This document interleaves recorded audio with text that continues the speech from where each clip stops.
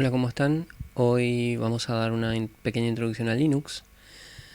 Vamos a hablar un poco de la arquitectura de Linux, de cómo funciona el kernel, un poco de distribuciones, del shell, del intérprete de comandos y cómo iniciar y parar el sistema. La arquitectura de Linux está dividida en dos partes principales. Una es el kernel, que es el corazón del sistema operativo, y la otra lo que es la interfaz del usuario, que son todos los programas que nos permiten a nosotros comunicarnos con el kernel. Las principales funciones del kernel son administrar la memoria física que tenga la computadora, administrar el procesador o los procesadores o los núcleos, administrar el sistema de archivos, gestionar los dispositivos periféricos como teclado, mouse, monitor, gestionar las llamadas al sistema. Sobre llamadas al sistema vamos a ver un poco más adelante qué son, pero básicamente son las funciones que utilizan los programas de usuario para comunicarse con el kernel. El kernel está compuesto por varios módulos, cada uno de los módulos se encarga de una parte de todas estas tareas. Ya hablamos de lo que son las llamadas al sistema. También tenemos el subsistema de control de procesos, el subsistema del sistema de archivos y el módulo que se encarga de controlar el hardware. Algunos comandos interesantes que podemos ver, ¿verdad? Uname nos va a mostrar información del sistema. Vamos a abrir una terminal.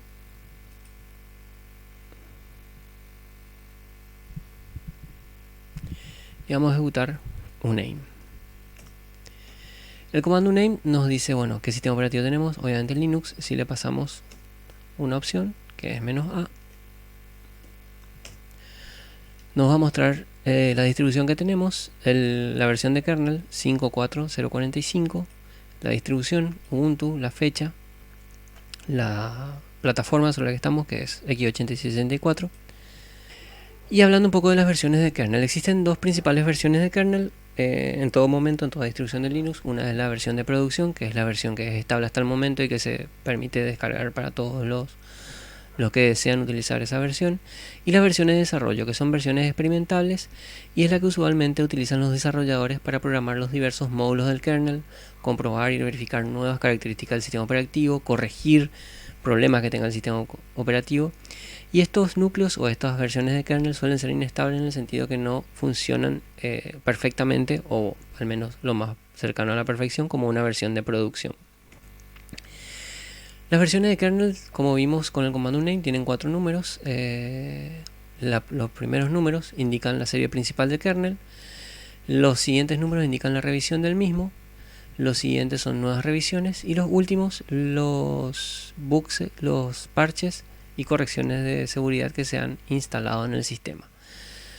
En nuestro caso, en nuestro Ubuntu, tenemos la versión principal de kernel 5, la revisión 4.0 y el update 45. Utilizan un sistema de numeración similar a los que usa también Windows.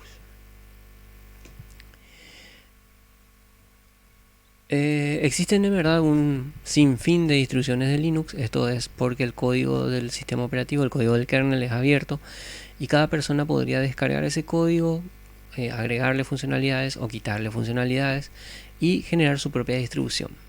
Aquí se presentan algunas de las más conocidas, pero en verdad hay muchas más.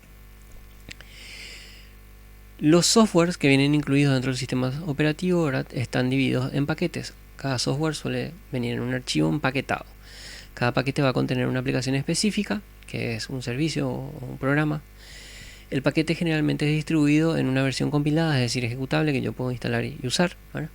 Y la instalación es controlada por un sistema de gestión de paquetes que es propio de cada distribución. Por ejemplo, RPM utilizan las distribuciones basadas en Red Hat, como CentOS, Fedora, y DPKG, que utilizan las distribuciones basadas en Debian, como Ubuntu. El intérprete de comandos es el que va a interpretar los comandos que yo voy a meter por la terminal de texto. Existe una variedad también de intérpretes de comando, no son los que están acá, no son los únicos, pero entre estos sí el que es más usado es el Bash o el Bourne Again Shell, ¿verdad? El que tiene bastantes funcionalidades, por eso es el más usado y viene por defecto instalado en varias de las distribuciones de Linux. Algunas de esas funciones interesantes son el autocompletado, es decir, yo puedo empezar a escribir un comando y apretando la tecla Tab va a tratar de completar ese comando. La posibilidad de mantener un historial de todos los comandos que se van ejecutando. Sobre los comandos puedo utilizar estructuras como if, for, while o case. Puedo tener funciones y alias definidas de manera que cada vez que quiero ejecutar un comando que sea un poco largo, puedo definir un alias para ese comando más corto con una etiqueta, y cada vez que llamo el comando corto, que es el alias del comando largo, se ejecuta el comando largo. Y bueno, todo comando de Linux tiene una estructura que es el comando, las opciones del comando y los parámetros que le paso. Y también algo muy importante de saber es que en Linux las mayúsculas son distintas a las minúsculas. Es decir, si escribo un comando con mayúsculas, probablemente no se va a ejecutar porque la mayoría de los comandos de Linux se escriben en minúsculas. Vamos a ver un poquitito. Por ejemplo, el comando clear, puedo escribir la CL, apretar tab y se autocompleta hasta el final. La función de autocompletado depende de los comandos que sean posibles de escribir con los caracteres que escribí hasta ese momento. Por ejemplo, si solamente escribo la C y aprieto una vez tab, no va a hacer nada porque en verdad hay una gran cantidad de comandos que comienzan con C. Si aprieto dos veces, el tab me va a decir, bueno, hay 102 posibilidades de ese comando que empiece con C. ¿Te las muestro o no? Le doy sí y me muestra todos los comandos que pueden comenzar con C. Con la barra espaciadora puedo ir viendo todos los demás comandos. Cuando escribo en verdad los dos primeros caracteres, que es CL, y aprieto la tecla Tab, sí ya se completa porque en verdad en Linux hay un solo comando que comienza con CL, que es el clear. Con respecto a la función de historial, permite almacenar todos los comandos que se ejecutaron anteriormente. Si yo aprieto la flecha hacia arriba, puedo ver todos los comandos que fui ejecutando en el sistema. Y como les comenté, hay una distinción de mayúsculas y minúsculas, o sea que si yo escribo clear, me va a decir orden no encontrada. ¿Por qué? Porque el comando clear en mayúscula es distinto al comando clear en minúscula.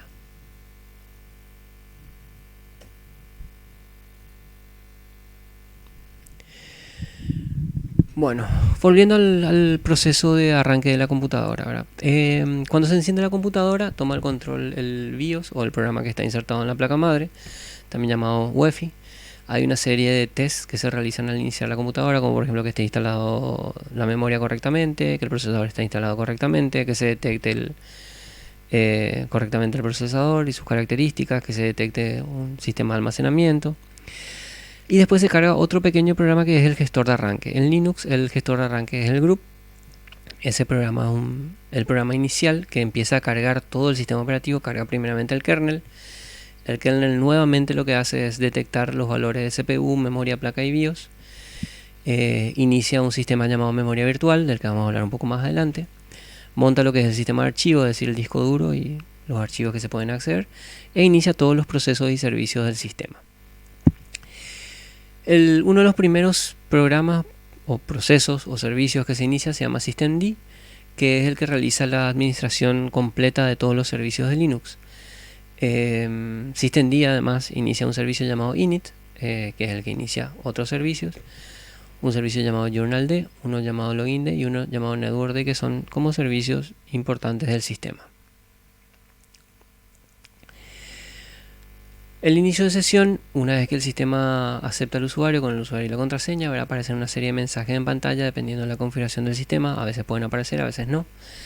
El usuario también siempre comienza su sesión en un directorio de trabajo que él es el propio, donde él es el dueño de todos esos archivos y generalmente están en una carpeta llamada home y bajo otra carpeta con el nombre del usuario. Ese nombre de usuario se llama home. Linux también nos ofrece dos tipos de terminales, ¿verdad? Vemos que esta es una terminal, pero esta terminal se llama virtual. Y si nosotros apretamos Control Alt, la barra espaciadora y F3,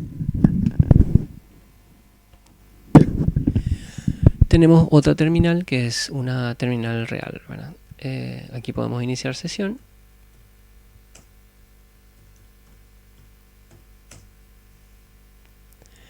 Vemos que nos aparece una serie de mensajes y bueno, tenemos una sesión iniciada, ¿verdad? Podemos ejecutar los mismos comandos que vimos hasta ahora. Para volver a la interfaz gráfica tenemos que volver a apretar Control Alt, la barra espaciadora y F1.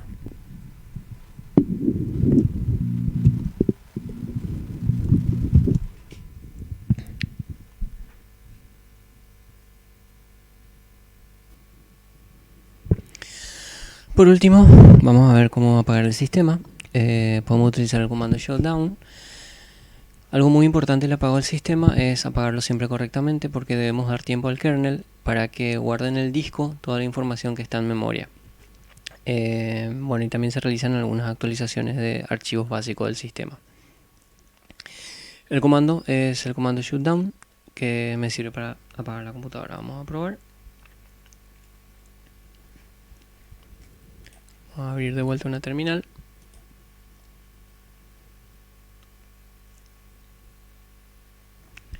Y vamos a darle shut down. Nos dice que se va a apagar. Si no le pasamos ningún parámetro, se apaga un minuto después del comando, ¿verdad? Y nos dice que podemos usar shut -c para cancelar. Otra opción es ir directamente acá a esta función, apagar, cerrar sesión, y darle a apagar. Le vamos a apagar. Bueno, eso es todo por la clase de hoy. Vimos una introducción a Linux, cómo iniciar en el sistema, cómo acceder a otras terminales y cómo apagar el sistema. Nos vemos en la siguiente clase.